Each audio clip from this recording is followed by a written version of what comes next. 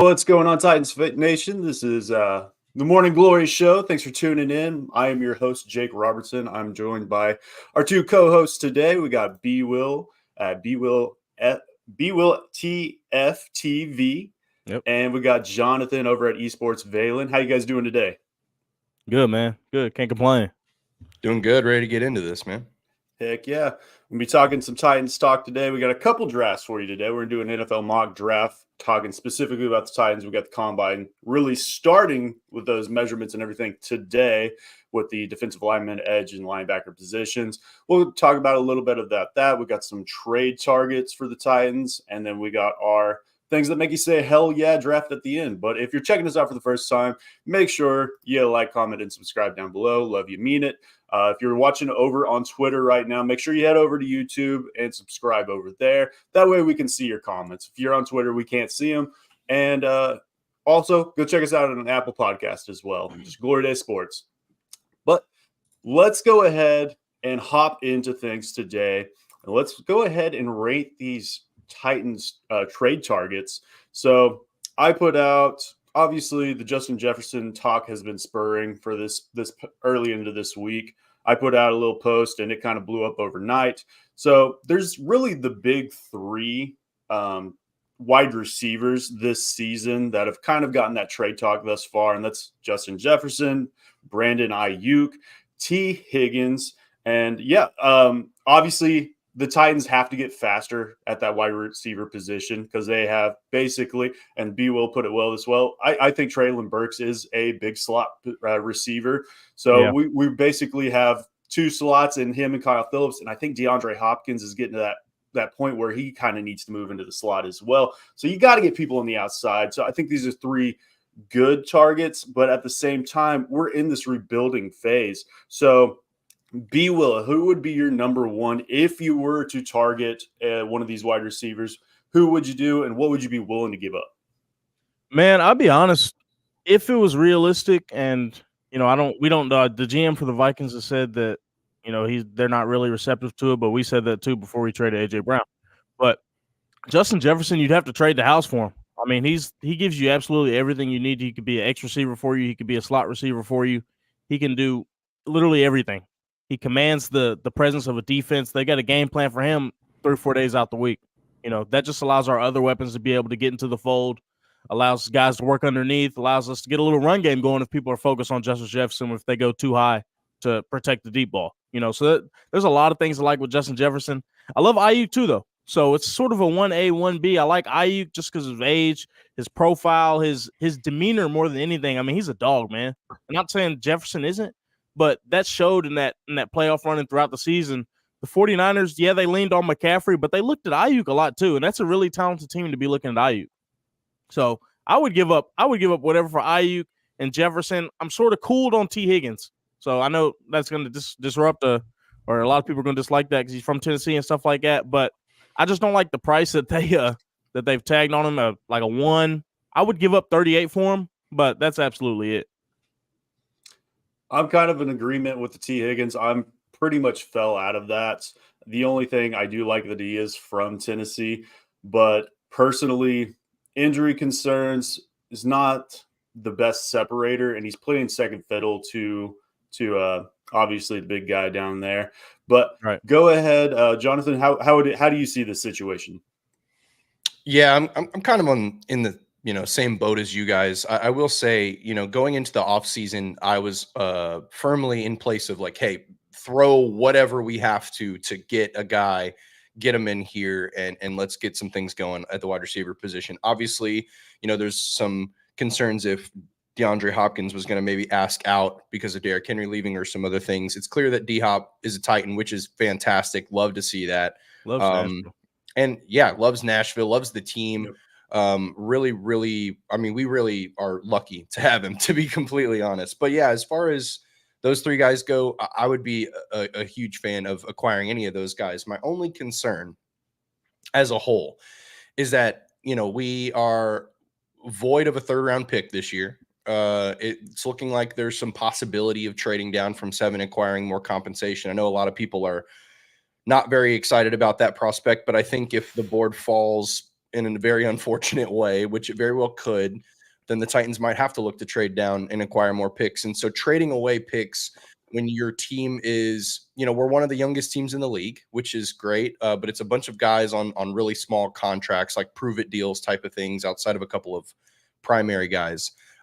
So as far as Justin Jefferson goes, I think it's obvious. It goes without saying, if you can make a trade happen where you're sending a couple first round picks, like I'm totally fine with sending 7, 20, 25 first, maybe a couple of late round picks or something like that. Whatever the package needs to look like, I'm okay with giving up that compensation for a generational talent.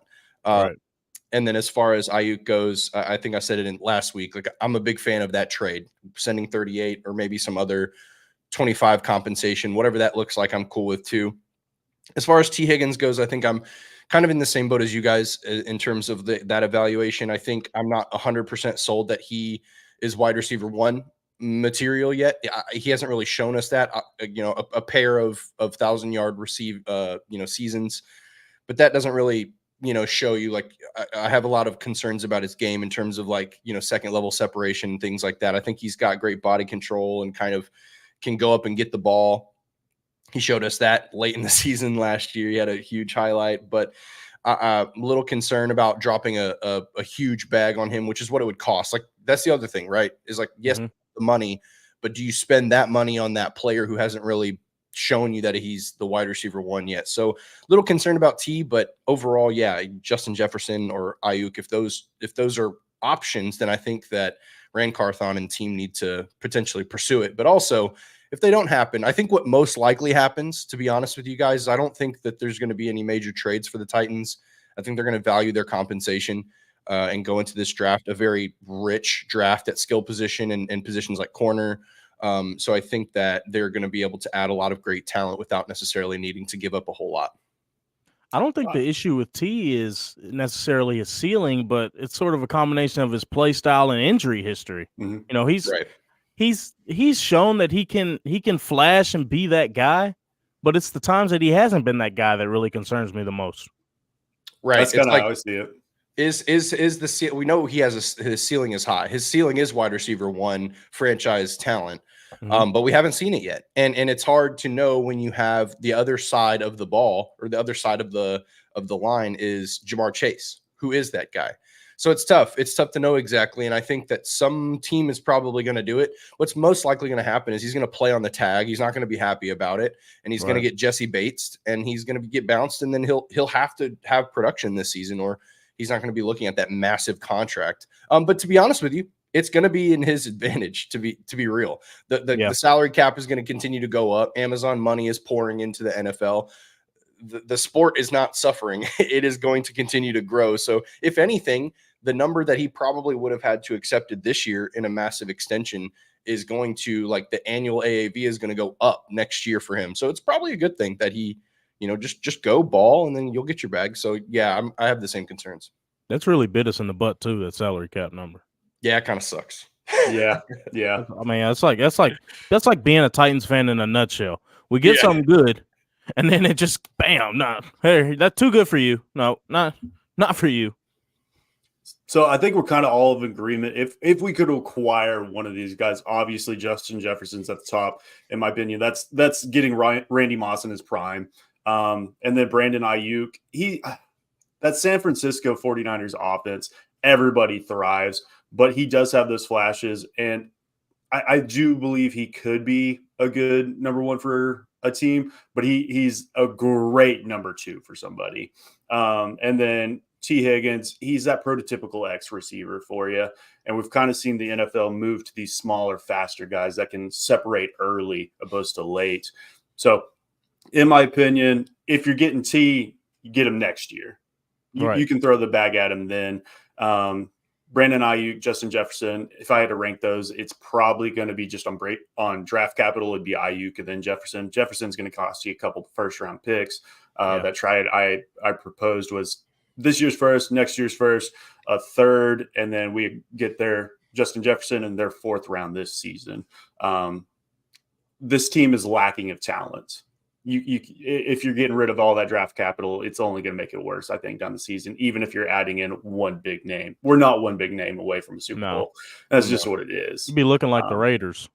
Exactly. And look, like as a fan base, like what have we seen the past couple of years? Like the tail end of John Robinson's stead was awful. Like he completely whiffed. Like after the Jeffrey Simmons, AJ Brown draft, it was all downhill for first round picks. So yeah, of course our fan base is like, sure, toss a first round pick at him. It's not going to stick anyway. And that's just not the best way to look at it now, because not only do we know that Rand Carthon has a rich history of drafting well in the personnel departments he's been in, but we actually are like analytics driven now, instead of just like John Robinson put a dip in and be like, yeah, this guy's good. You know what I'm saying? Like it's just the analytics department. Yeah, I am the analytics.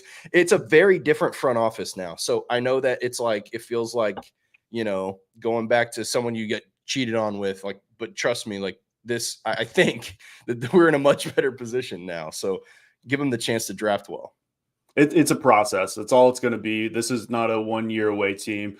We're looking at next season. I think we could be very competitive next season, but it's the year after that. That's when that Super Bowl window opens back up, in my opinion. Yeah. As long as this draft capital all works in our favor. Obviously, the draft's a crapshoot. You could end up with a Traylon Burks, Caleb Farley, and Isaiah Wilson within 3 years. It can happen. Hopefully, Rand is not J-Rob, and we can move past that, but it is very unpredictable. And we're going to talk about the draft here in a minute. And the realistically part of this is we could have all these picks wrong, and all of the people that we pick could end up being busts, and the people we acquire could be great. It's just could be anywhere and everywhere above the board. Lastly, there was the talks earlier this week about L'Jarius Sneed. Going to get the tag in Kansas City is what it looks like. We actually talked about him last week on rebuilding this roster with free agency. And it seems to be a tag and trade. And I think that's more of a case than with T. Higgins. Mm-hmm. But we're looking at what this could cost the team in trade capital as well. And I see a very deep cornerback class coming out.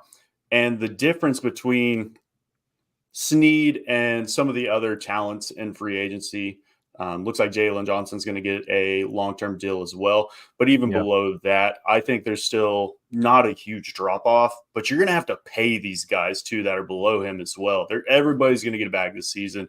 How do you guys land on the L'Jarius Sneed seed? Man, with Sneed, I mean, I'm really high on him as a player. I like him a lot as a player, but I don't want to give up nothing for him, if that makes sense. We're already going to be paying him a lot if he would have hit free agency. But I just don't see the need of giving up something for him I could understand if we didn't have a defensive coordinator who's renowned with defensive backs. We've got Denard Wilson, who's renowned with defensive back, that's worked with defensive backs, had Bradbury as an all-pro. I mean, come on now. So, that sort of takes that away a little bit. It'd have been great to get him, but, if we don't get him, that's fine. Find somebody. We probably have to bring SMB back. That's the way it's looking. And find somebody in the draft, man. There's a lot of good corners in this draft. You got to find two people. You got to find two people, and I think SMB kind of bridges that gap. You got to find somebody else though as well, if not being free agency through the draft. And then we got Roger, obviously going to man that slot. How do you land on this, Jonathan? Yeah, for me, I see the need for Sneed. Okay, I get it, right? But I think when we were in the free agency conversation, it's easy, right? We have a ton of money. There's not a whole lot of players that are going to command or even hit the market that are going to command that type of money. So I was all in on it. But as far as I think my overall consensus around draft or trading for anything right now is it's like, does this player make an immediate impact and the compensation lost is 100% worth it? And for Sneed, you could make that argument. I'm not really sure what the draft compensation they'd be looking back is. It would not be a first round pick. But probably a second and maybe a pick, paired it with a later round pick potentially. If you're asking me, is it worth it to send 38 and like a fifth or something for Sneed? I'm leaning towards no. And the reason why I'm leaning towards no is for basically the same reason that BWill pointed out. I'm really excited about our new defensive coaches. I've been high on Chris Harris. I think giving him more than a year to work on the corners is going to make a big difference. The other secondary coaches we brought in, paired with Denard Wilson, I think are going to elevate, just like the Bill Callahan to our O lineman is going to elevate those players. And I'm excited to see maybe Caleb Farley getting back in it. And then, I was just thinking about this earlier yesterday. Caleb Farley getting healthy in a Denard Wilson defense. I mean, he should thrive. That player profile to him should be perfect, right? Like, he should be a press man nightmare when he gets healthy and like get him techniqued up. So and then again, a deep class at corner. I think you can get a absolute contributor to your secondary, even in the later rounds. This is a really good class. So it is. I'm leaning towards it's not really worth it where we're talking trade. And I think a wide receiver is way more important than a corner to us at this moment. A corner, if we get a number one dog corner like that ain't gonna. How many wins is that going to give us next year compared to if we get a dog receiver? Yep. So if we're going to do some trade comp, Rand is a value guy. Let's send that to a position that's going to score touchdowns, as Brian Callahan said the other day. They're still playmakers, but the wide receivers are going to score touchdowns. It'll be interesting how they approach this offseason with the draft and free agency, just how Denard and Callahan are huge on the perimeter-esque players and how they kind of push everything down the board. Denard put it best, I think. The ball travels faster through the air than it does on the ground. And it's how today's game is won, is by putting points on the board. And Callahan talked about it earlier this week, that if it comes down apples to apples, he's going with the guy that scores touchdowns opposed to the guy that's blocking for him. So right. Isn't that so refreshing to hear, man?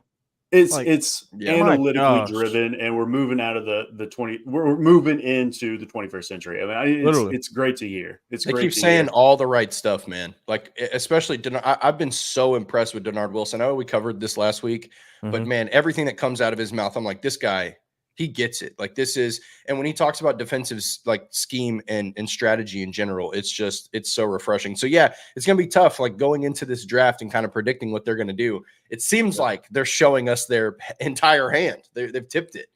We have to remember this is lying season too, though. Yep. Yeah. They want you to believe that. Hey, we're going neighbors. We're going to Dunesier, and then nope, we're just going Joel. That's what it is. So it could go a bunch of different ways. So let's go ahead, before we hop into this mock draft, let's go ahead and talk about our sponsor at Functional Medical Institute. Go ahead and head over to our affiliate site, sherwood.tv/glory. You can get all the stuff that Dax Hill and Justice Hill from the Baltimore Ravens, Cincinnati Bengals, they take care of their patient care, and a couple other NFL players and a couple other professional athletes. They specialize in blood work, DNA testing, hormones, peptides, supplementation, nutritional guidance, and just kind of an overall practice of kind of seeing your life up until this point and how they can treat you individually. You can check out products like Kingdom Fuel. So flagship products, 20 grams pea protein, full multivitamin, mixture of paleo organics, greens, reds, fibers, and essential fats and oils. You could survive off it if you wanted. Then we also have that basically in a candy bar form. Kingdom Candy comes with salted caramel crunch and peanut butter chocolate chip. And then being the Morning Glory show, got to have your coffee. Kingdom Cup, all organic, mold-free coffee. It's a Colombian Ethiopian blend, and it's in what's in my cup right now. So great, high-quality cup of coffee, just freshly roasted. After about 6 months, we throw it all away just because all coffee has a mold content in it. But you want to remove that as much as possible, and basically that grows over time. But let's go ahead and hop into this mock draft, guys. We got 6 picks in this draft. We're going to be using a site called NFL Draft Fanatics. They're a great little team over there, a little startup. Similar setup to PFF. If you get anybody in the comments is familiar with them. So basically, we're going to be going down. It's going to start with Johnathon. He'll have the first round pick. B will go second. I'll hop into the 4th round. We'll repeat that process through the other 3 picks. But we're going to hop in here. If you guys check it out, it's just NFL Draft Fanatics. We pick the Titans. We're just going to leave it how they generically have it set up. And we're going to get started. And let's see how this first 6 picks drop. Let's see. Who goes 1? I bet you Caleb goes 1. May goes 2. I should preface this. We aren't going to do any draft trades. I think that is a high likely that we could trade out of the 7th round pick, especially if one of these quarterbacks fall. But looking at it, It looks could like look Caleb like that Williams. on draft night very easily. It very could. It very could. If Brock Bowers goes top 6, I think it is to the Chargers. Jaden Daniels, I don't think he'll last till 6. If he does, I think the Giants maybe trade out. They could improve over Daniel Jones, but they just paid him as well.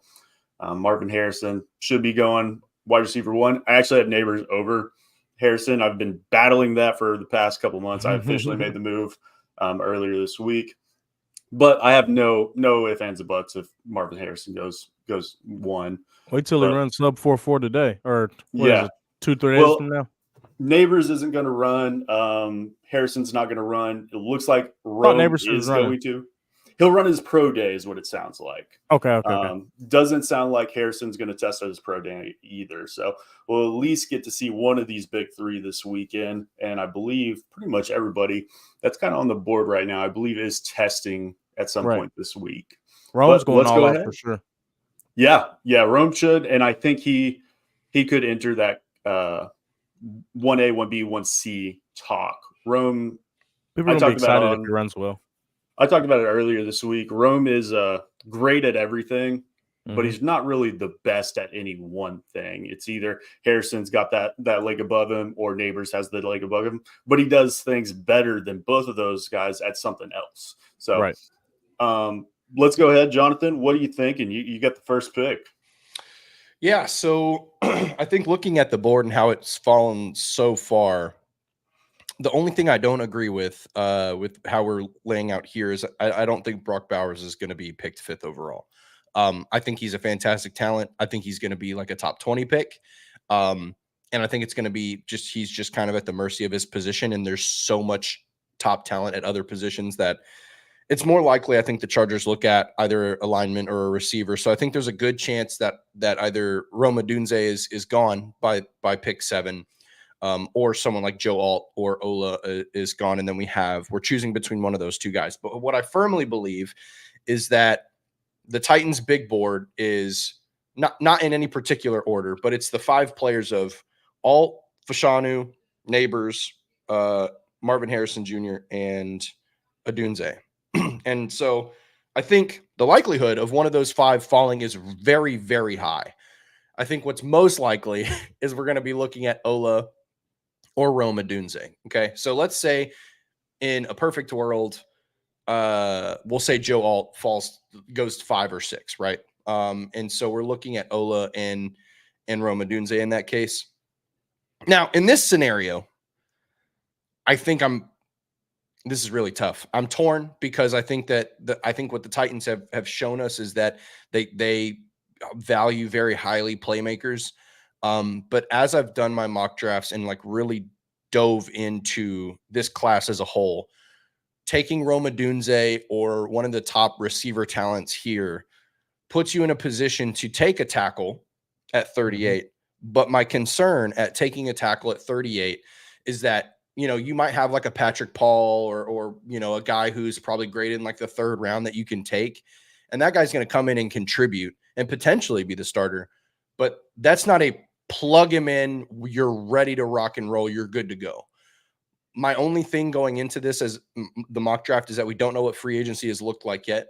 If I have to predict and do my best job of that, it's probably they're going to sign some receiver of some quality, maybe not, a flashy guy, like maybe not a Hollywood Brown or somebody, and they maybe not trade for somebody big, but they'll bring in some quality there.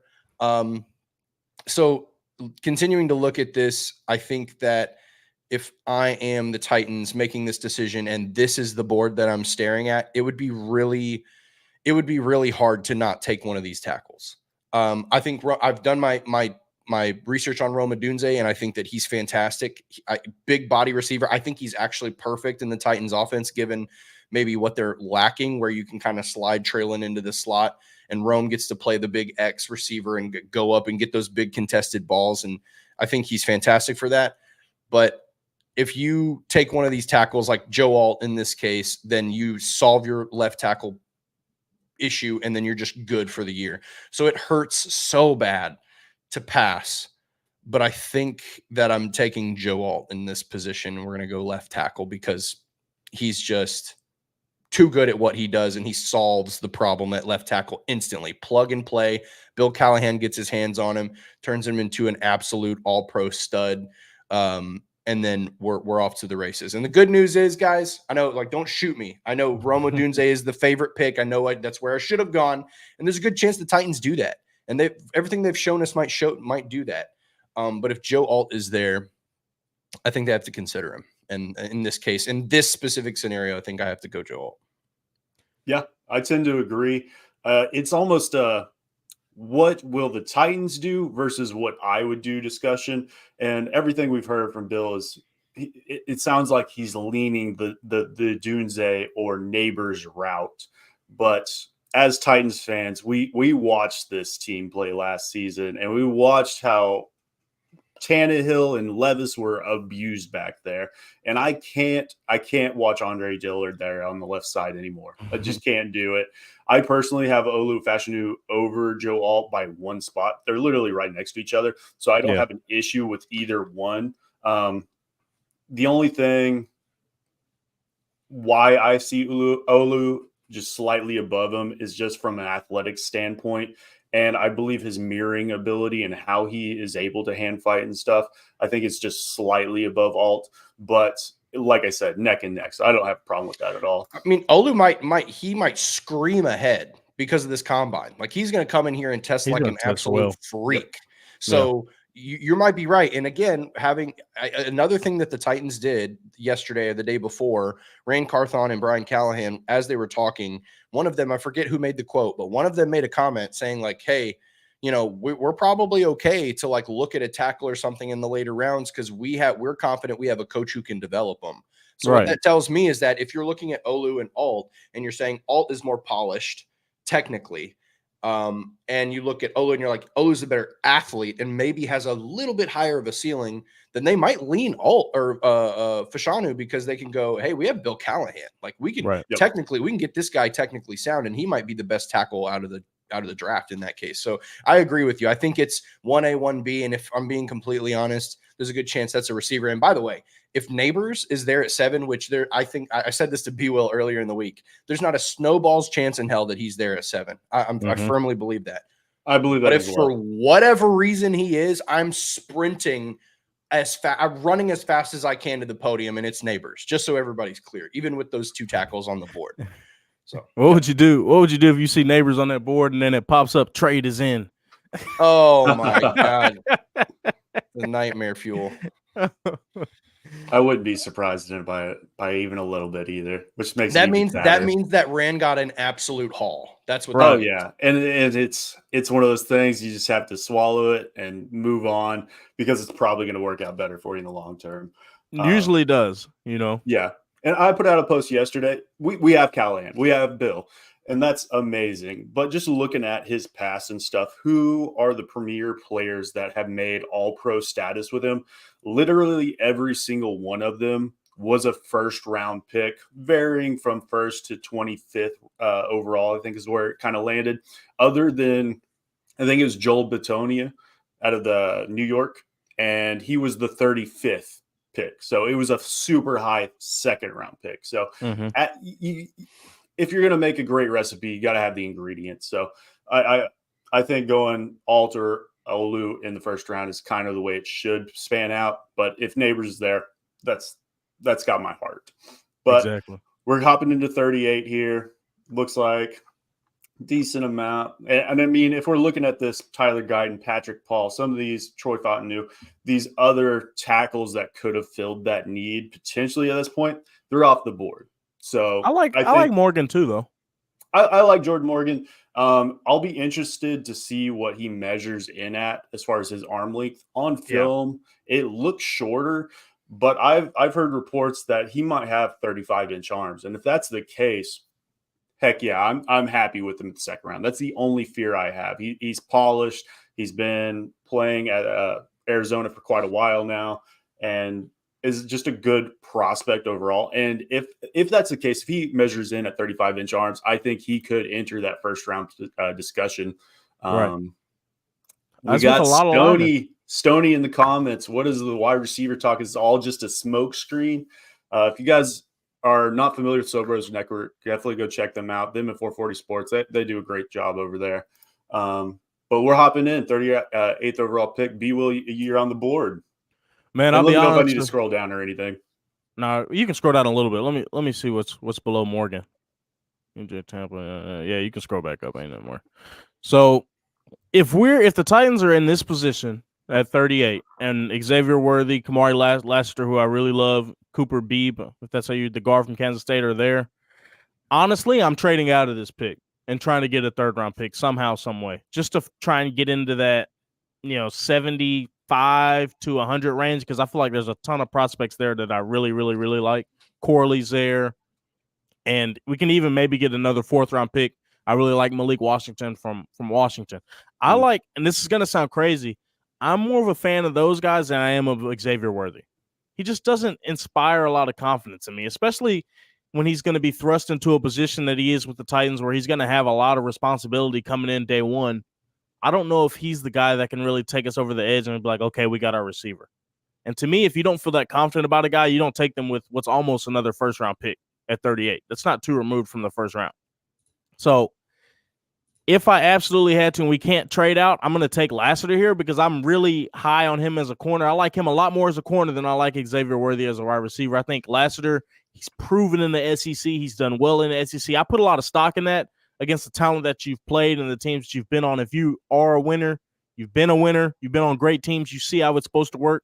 And I know we had Isaiah Wilson at Georgia, so I know we're a little scarred with taking Georgia products. But I really like Lassiter as a player, man, and I would take him over Worthy here. I know people are going to hate that because we're going to be 3 rounds without a receiver, and people are going to be going batshit crazy. But that's Just why I like would trade last out of year. this pick. Exactly. Ironically, my comp for Worthy is Hollywood Brown. Yeah, he doesn't. That's mine as well. It's just he's a speed demon. Yeah. And he does that very well. He's clocked as the fastest receiver. He was the fastest player in all of college football last season, as well as the NFL. It was like 24.6, 24.3, fastest player in all of football last season. So he does it very well. He was playing with a broken hand. I got multiple reports where it was last season he played with it, and then I also got it was this season he played with it. So I think that kind of clears up the drops. Worthy, I'm pretty high on, and I've been throughout this process. I've been kind of diving into some of the analytics and stuff, and that did drop him down my list a decent amount. I still he'd be my favorite receiver on the board currently. Looks like, no doubt. Yeah, he would be my favorite receiver on the board. Spot.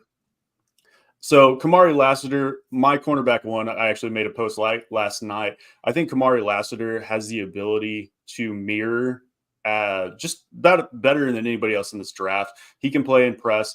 He is more slight build. I think he's about 6 foot 180. So he's not a big corner, but he doesn't show that on tape. The biggest knock I have for him is he might struggle with bigger receivers at the next level, but we've never even seen that in college. So I think Kamari could be CB1 in this class 5 years down the road, and he's my current CB1. So I'm happy to pick him there.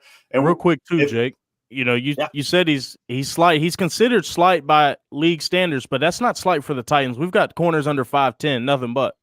Oh yeah, so, yeah, he can play on the outside. And something Denard talked about is he wants versatility. He wants you to be able to do multiple things. This is a guy that can play on the outside, but also could hop into the slot and follow some of these premier receivers there. So I'd be super happy with that pick. Let's see how this all plays out. Looks like the system's running a little bit slow. And Stoney again in the comments. He says, I love it, BWill. This wide receiver class is deep, and the Titans have to get a starting corner in this class. I think we tend to agree with that. So I just wish we could have got in this little range right here, the 70 to 100 range. Look at these receivers coming off the board. Roman Wilson, Corley's going to come off soon. I mean, you've got some. Braylon Allen got high there. Wow. Rice, he's all right. I'm not too high on Rice, but you've got some dogs in this 70 to 100 range that I'm really high on as receiver wise. There's quite a bit of a drop off this season.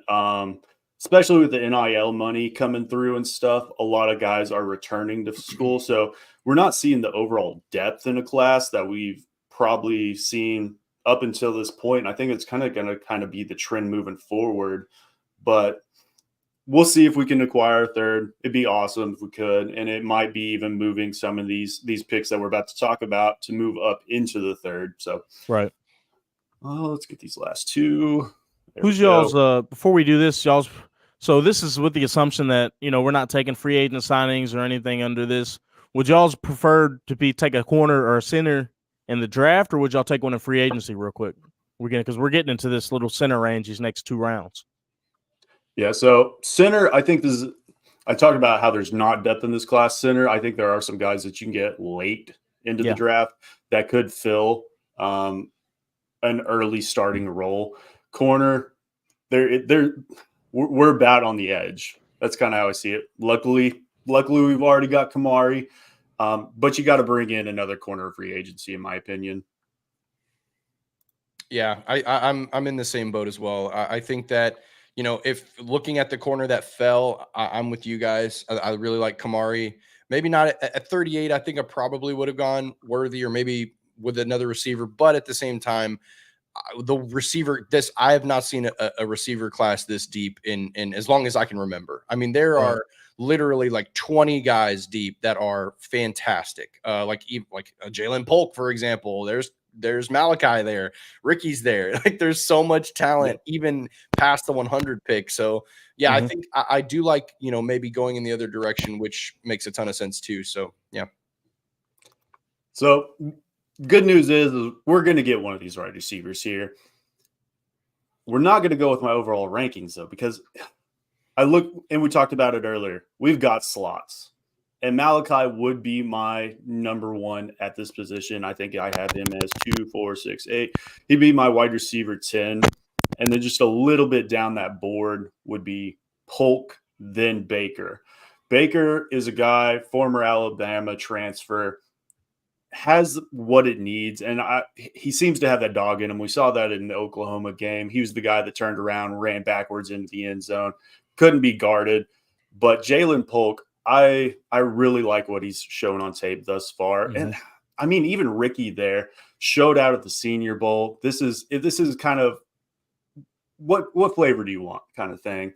But I'm going to go with, Ricky's tough, right? Because like Ricky, what I've called him after watching him is he's the slowest fast guy I've ever looked at. You know what I'm saying? He has that Amon-Ra speed where he just glides across the field. Yeah, he just has that smoothness in his route running, and he just finds himself open in more times than not. And it's like, how did he find separation there? But I think the thing that I really like the most about him is that this guy can test a ball. Like he can go up and find, his body positioning is really great. So yeah, I mean, it's like, what flavor do you want, right? Because Malachi, you want to talk about a slot guy, like he dominant, absolutely dominant, but his snaps on the outside were really limited. So I don't think that's necessarily what the Titans are looking for. How do we feel about passing on a guy like Corley here? If we get a guy like Corley and we have 2 bigger slot guys like Burks and Corley, we can really run a lot of condensed splits here and try and just do it that way with Jonnu. Not Jonnu. I don't know why I said Jonnu. He reminds me of Jonnu. Hey, he's a free agent. He might be back. We'll see. I see people talking about it. That's why he's in my head. We need a tight end 4. I'll kick the tires, a little 1 year something. But look what they do in LA, how condensed the splits are, how they have a lot of receivers of the same moldish. That's a route that we could go, and that's some history. That's a tree that Callahan is from initially. Taylor from Cincinnati was a quarterback's coach or offense coordinator in LA under McVay. So he has a history with that scheme. Corley with Burks, you have 2 big body guys like that. I think that would be fun to watch, man. A lot of versatility. Yeah. You got to have the versatility. But with all that being said, I got to go with Jalen Polk. He's my guy. He's got the size. He's behind Romadunze. And there's been talk with Jalen McMillan. He struggled with the injury this past season, but he's got the speed. Polk, we'll see what he tests out this week. But if he puts up a sub 4.5 40, I think this is a guy that could enter back into that even 3rd or 2nd round. But this is a guy, he's the contortionist at the catch point as well. Maybe some of the strongest hands in this draft, honestly. So I'd be happy to put him out there.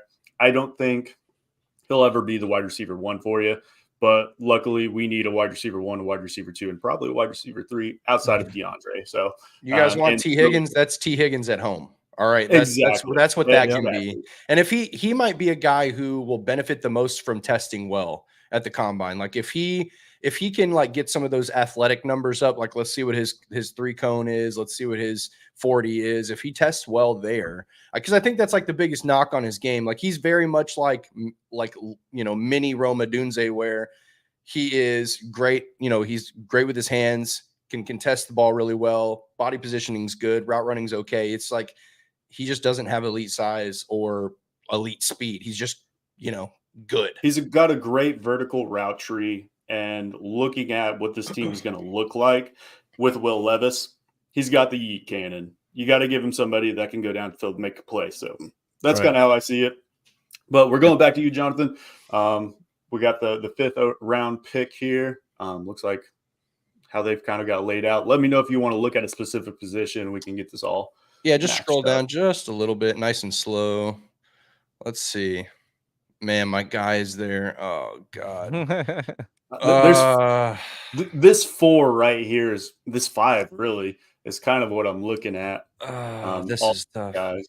So this is a tough part of the draft, right? Because there's going to be situations where we talked about the deep class of corner, we talked about the deep class of receiver. There's going to be guys that are starter caliber players that are going to be there in the 4th, 5th, and 6th round even.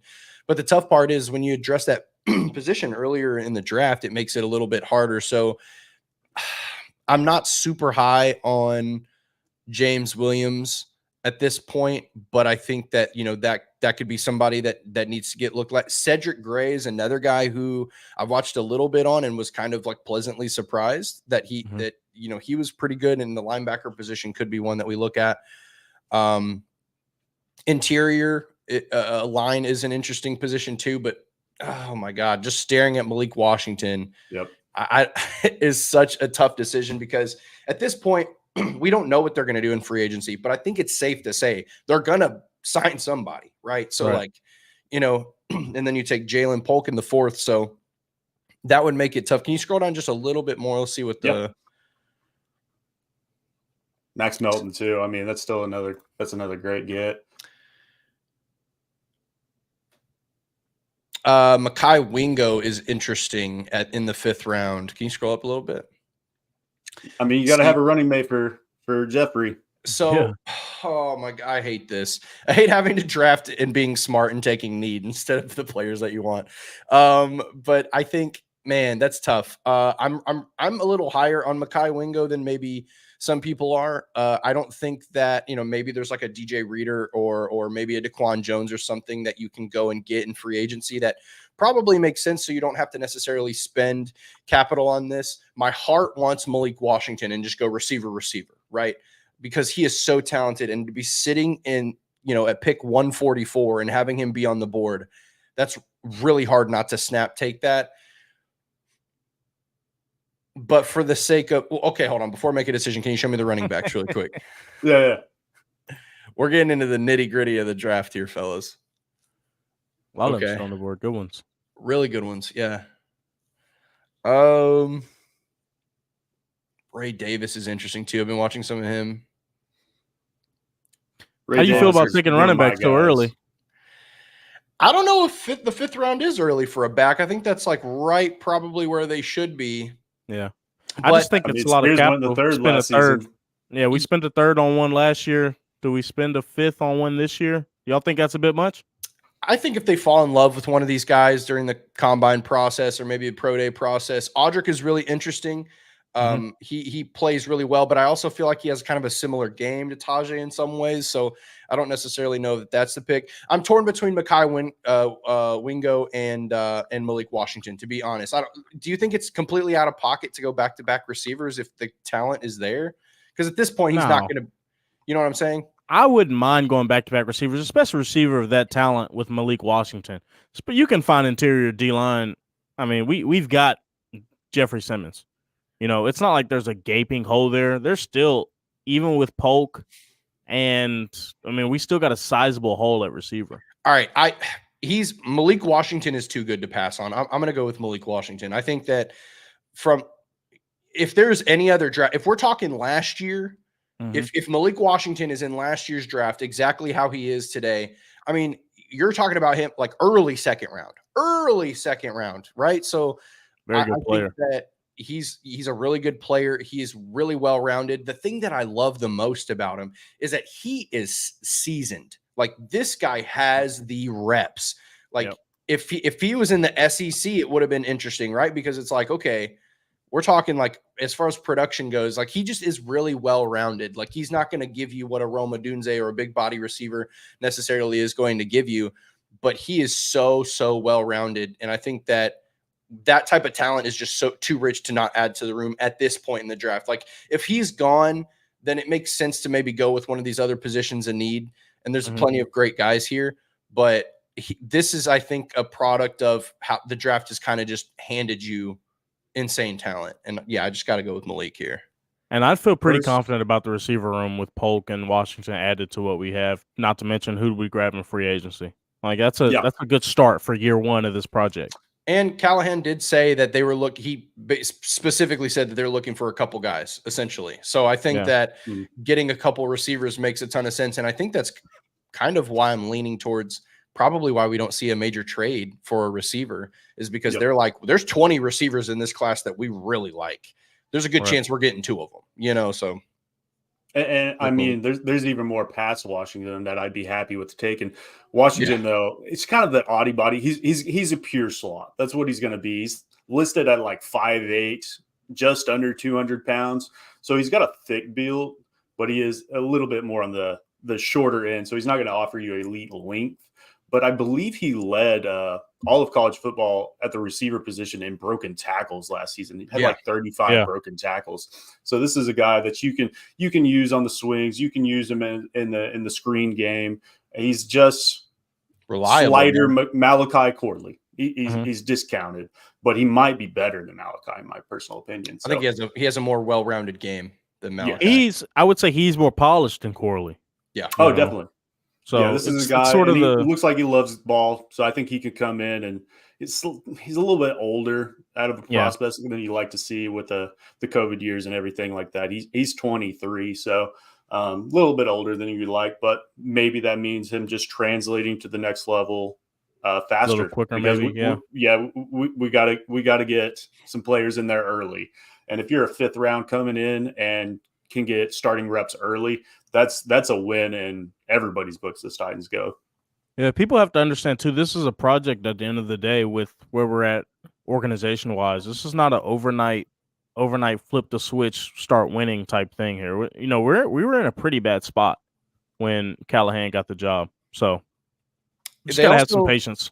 They also made it seem like they really want to flip the receiver room. Like, they want their own guys. So I think it kind of like doubles down on, I don't think it's ridiculous to see a double wide receiver draft in this draft, because I think that they really want to add some significant talent. They want that receiver room to look very different than it did last season, outside of the guys who are still under like rookie deals and stuff, and D-Hop, obviously. So I think if we landed on Jalen Polk and Malik Washington in this draft, paired with our left tackle of the future, I think you're pretty happy at this point. The draft could end now, and I think the Titans would be in a really, really good spot. Not even, you still got Kamari there as well, which is a great value at 38. So I'd be really happy with where we're at.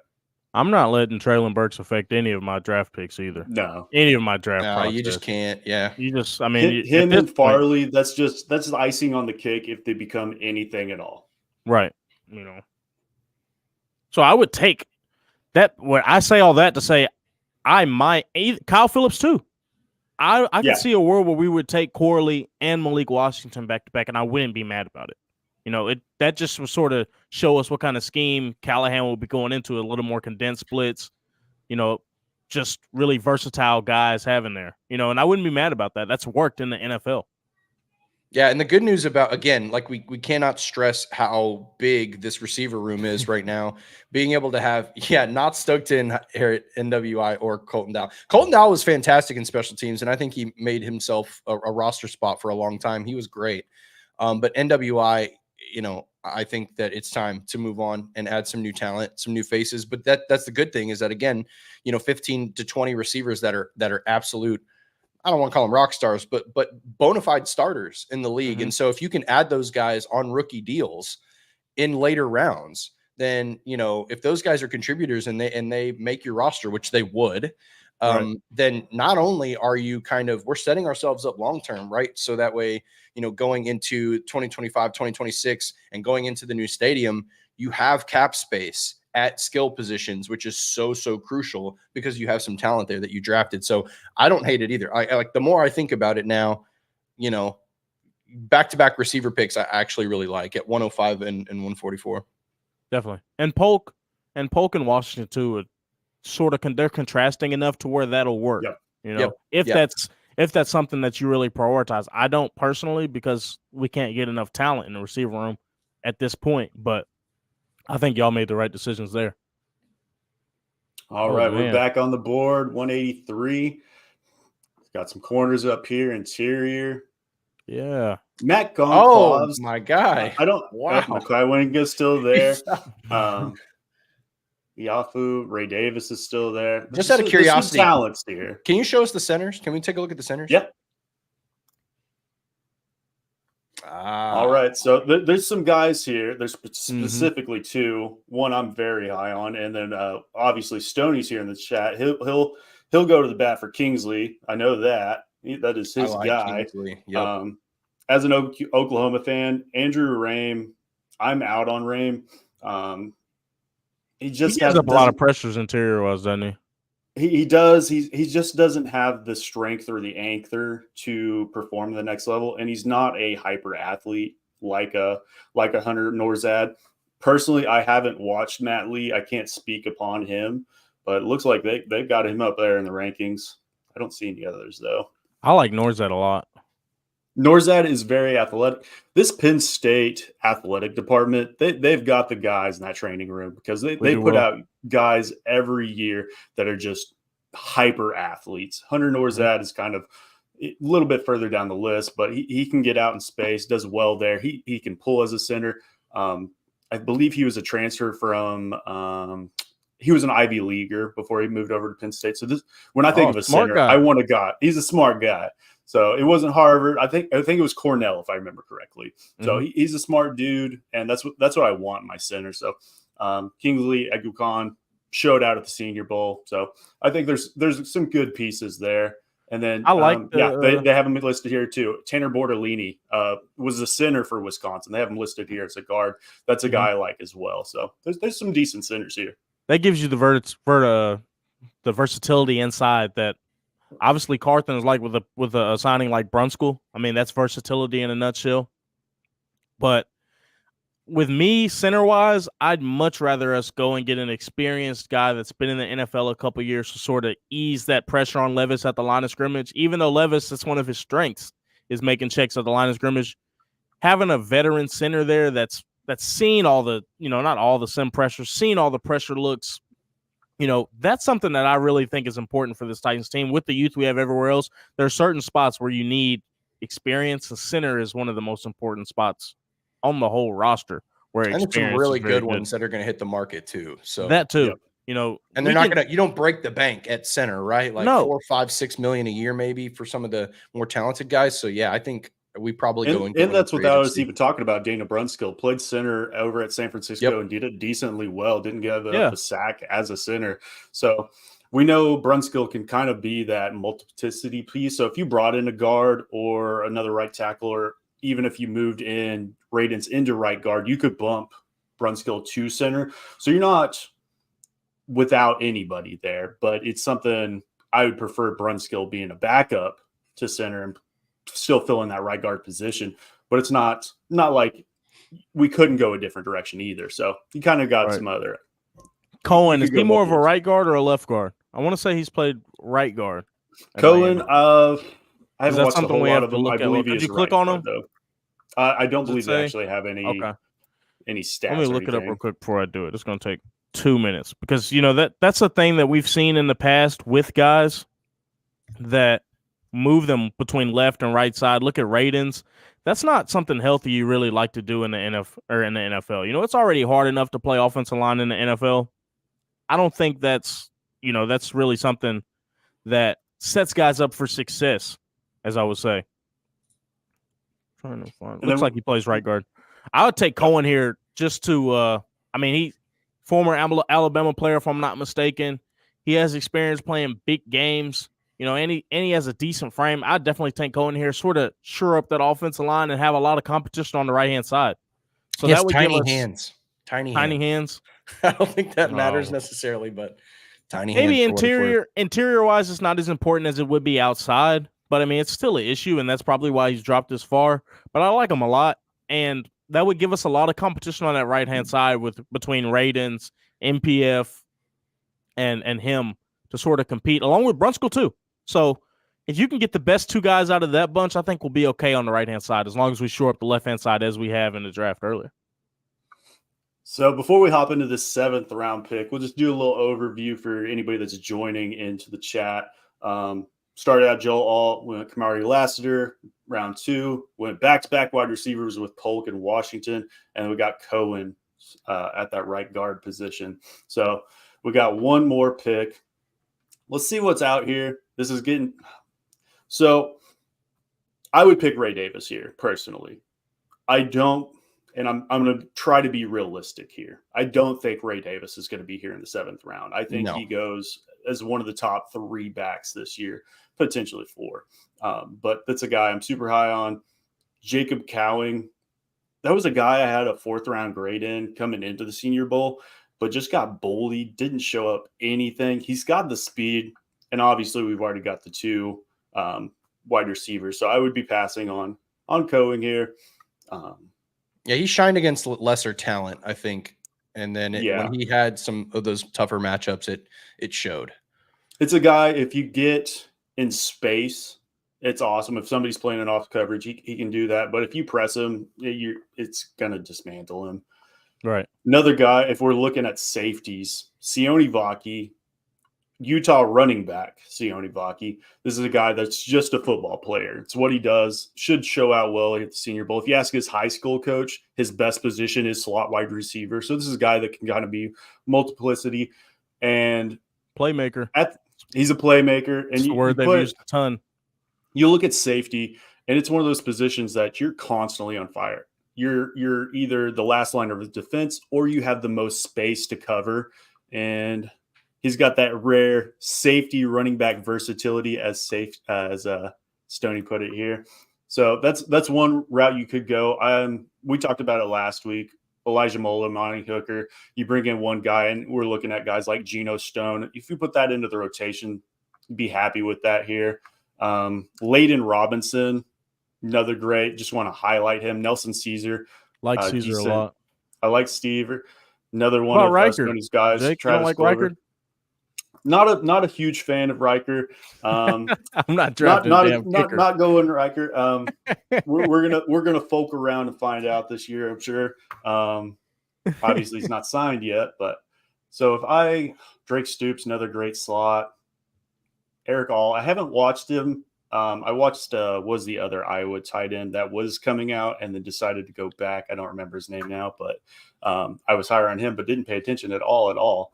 So I think we might be going center here. We got Hunter Norzad on the board, and then we got Kingsley. So you got 2 dudes there. That could be great. Let's look at safeties one more time because I want to look at one more name, see if he's there. Kenny Logan would be a great safety. Right. I like how you're keeping it realistic and not just taking Davis. And that's kind of how you have to approach. That's how I approach mock drafts, at least. I mean, you could hop on PFF and look at those, and Marvin Harrison's there at pick 7. That's not going to happen. So you just kind of have to ignore that, buddy, move on to the next. Yeah, I'm running with that, buddy. He got caught with the gas mask, and that's what it is. That picture with Meek Mill. Come on, somebody get him. Yeah. Don't take him in the first round. So we are actually going to go safety here, and it's my guy, and they have him down ranked as the 361st player, and that's Trey Taylor out of Air Force. Oh, This is a school. guy that best safety this past season, in my opinion. Definitely highly recommend checking him out. What he won an award this past season for best secondary player in the NCAA, the Jim Thorpe Award. Great dude, great leader. Obviously, the Air Force cadet. This is the guy that can come into the league and is going to add some mass. I think he's listed about 5'11", 200-ish.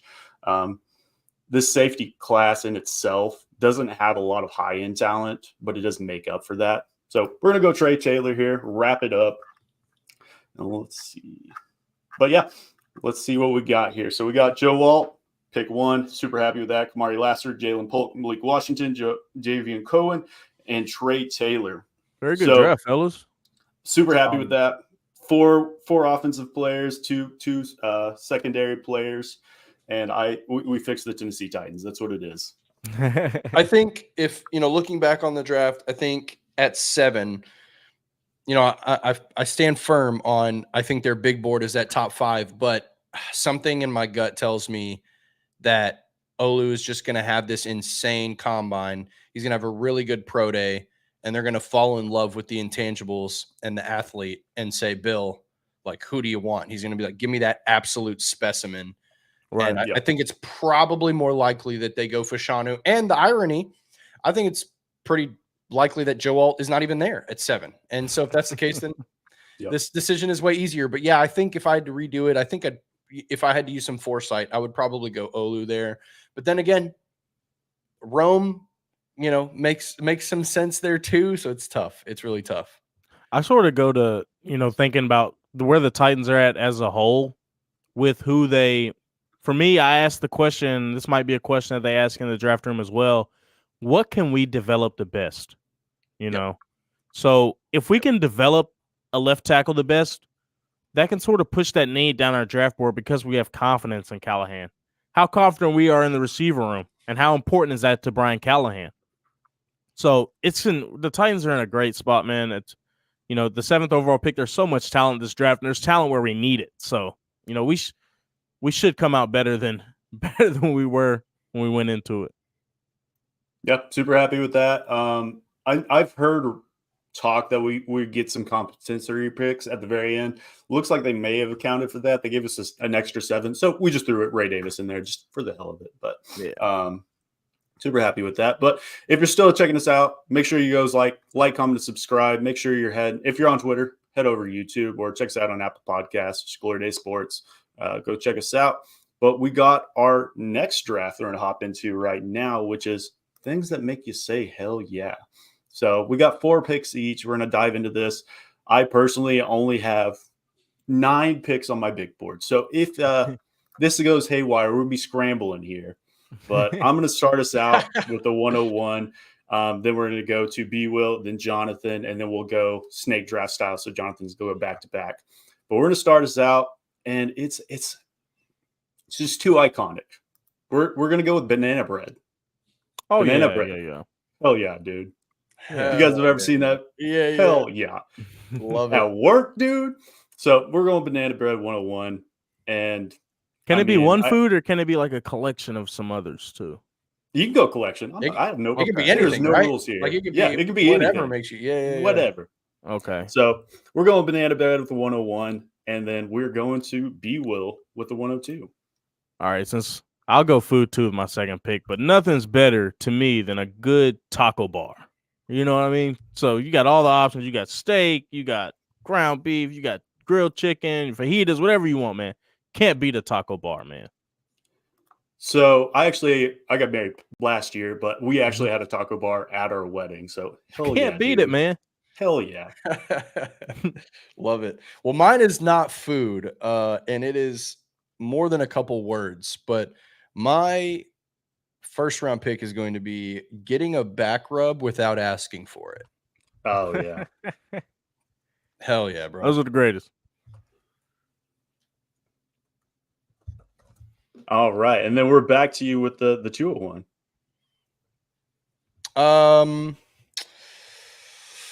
This one's tough. I don't have a long list, but the other one I have is getting like extra ranch or extra sauce in your takeout order without asking for it. the other person on the other side is just like, I got this person. Yep.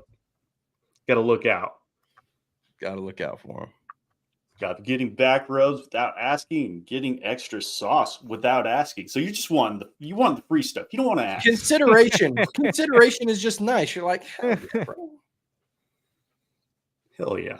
All right, BWill, we got you for the second pick. Man, I think my second pick, and this could arguably win, man, but I think a good impromptu nap. One that you didn't plan to have. You're just laying on a recliner, man, and you take just a good nap where you doze off for about 30, 40 minutes. You can't beat it. Not longer than that, though, or you're screwed. Yeah, the day's gone at that point. Yeah. But getting that little 30, cat 40 nap minutes. in, Yeah. a little regenerative. Awesome. Well, we're back to me. And I've still got everything still on the board, but we're gonna go with a good rock, just a good skipping rock. You ever had just a good rock throw across the pond? It goes all the way across. It bounces like 20 times. Hell yeah, brother. So we're gonna go with a good rock in round 2, and it's back up to me. So got to come up with another one. So anytime anyone mentions Hulk Hogan. Hell yeah, brother. Hell yeah, brother.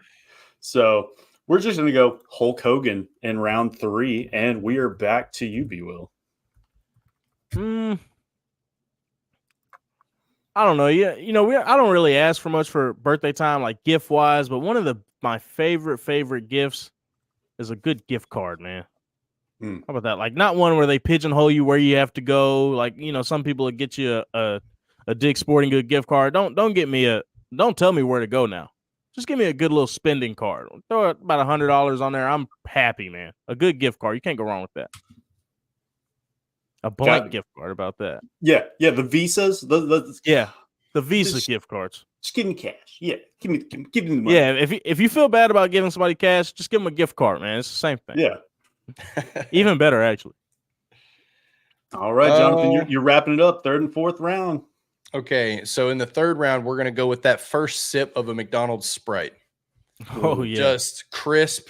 You guys literally just It's got to be it's got to be exact. It's got to be McDonald's. It can't just be a Sprite. Yeah, no. You can't just like get a Sprite from anywhere. No. It's just this McDonald's Sprite specifically.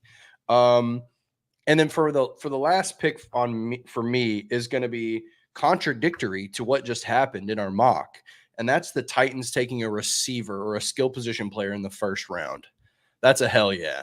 So if we get to draft night and there's a neighbors, hell, if it's Roma Dunze and they're like, put it in 1st round receiver, I'm still hitting that hell yeah heavy. So yep. All right. In the 1st. Hell yeah. All right. Back to you, BWill, wrapping it up with your last pick. Man, this is going to be a little long word-wise, but this is a hell yeah that I've had since we've got the new regime. So we can keep it Titans-related. I like that. But transparency from the Titans, man. I mean, we're having more podcasts. We're having more talks from the coaches. Feels like everything's not so knit up close. It feels like we're not playing a game of poker with draft better, play better, baby. Exactly. Coach better, play better. Yeah. So we might even get film in the offseason with OTAs and stuff like some of the other teams. They have all 22 footage from training camp. We might even start getting that. So, hell yeah for more transparency from the team and front office, man. That's the best value of the draft right there. Man, yeah. It's come mini camp and training camp, being able to see videos of players actually out there opposed to the quarterbacks dropping back and running through the bags and then throwing the same drills over and over and over again. Yeah. This transparency is going to be great from this front office in general. I'm super happy with that. So coming up to end the draft, last pick of the draft, we're going to go with, I got a couple options I can go with, but I'm going to go with just the most value pick in this draft, I think. And that's just boobs. Just keep it simple. Hell yeah. Oh yeah. Doesn't matter what they look like. I don't care. Roll them up from your ankles. Still hell yeah. The more the better, man. Yeah. It's just value. But that's very, very, very good value. Now that's something we were talking about, the Justin Jefferson trade. I would trade the house and pay for that. Yeah. I don't know about pay. Hold on there. But I would trade the house. Get whatever you want if you pay for it. You're right. Well, all right, guys. I think this was a great second show. If you guys are still checking us out, make sure you head over to YouTube, subscribe, check us out on Apple Podcast. Again, just search Glory Days Sports. And we'll be back here every Thursday, 7 a.m. Central. I'll be putting out some individual videos throughout the week, and we'll be talking more combine and stuff. And I'm sure we'll have a post-combine wrap-up next week and before we dive into free agency. So thanks for joining in, guys. Make sure you like, comment, and subscribe. Love you, mean it.